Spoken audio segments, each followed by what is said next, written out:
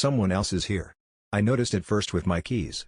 I've had the same keychain since college, an old bottle opener from a bar I don't even remember going to. I never changed it. It's worn smooth from years in my pocket, the logo faded to almost nothing. But one morning last month, I picked them up from the counter and felt off. The keys looked the same, but they didn't feel right. The weight was off, like someone had swapped out the actual keys for copies. One of the teeth on my apartment key was shorter, slightly rounded. But when I tested them, everything worked. Door opened.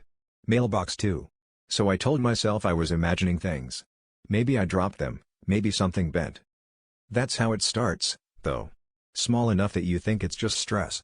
Work's been rough lately, sleep hasn't been great. So you brush it off. Then the email came. It was a receipt for a coffee shop I don't go to, some indie spot across town. The charge hit my card around 8:42 a.m. I checked my phone's health app. At that time, I was in the shower. I remember being in the shower. But the receipt had my name, my card. Everything matched. I googled the cafe. They had a little online ordering system. You could leave a note for the barista. Mine said, "See you tomorrow." I started checking my accounts more often after that. There were more weird purchases. A small charge at a gas station I've never been to.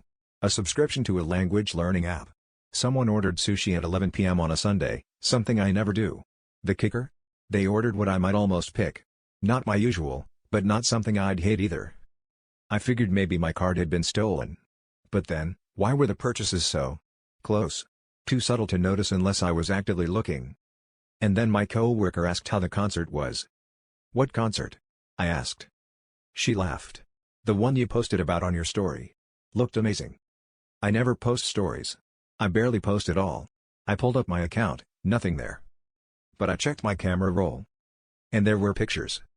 Low-quality shots from the back of a crowd. A band I sort of like. Someone had zoomed in, tried to catch the lights, the stage, the vibe. The timestamps matched what my coworker said. Only problem? I wasn't there. I spiraled a little after that. Thought maybe I was sleepwalking. Or maybe dissociating? I'd been stressed, maybe I was blacking out. Losing time. So I did what you're probably thinking, I set up a camera in my bedroom. Cheap webcam. Motion triggered. Just to ease my mind.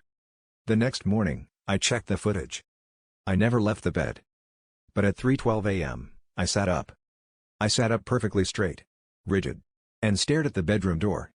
Then, without blinking, I said, "You need to stop watching me." My voice. My face. But it didn't feel like me.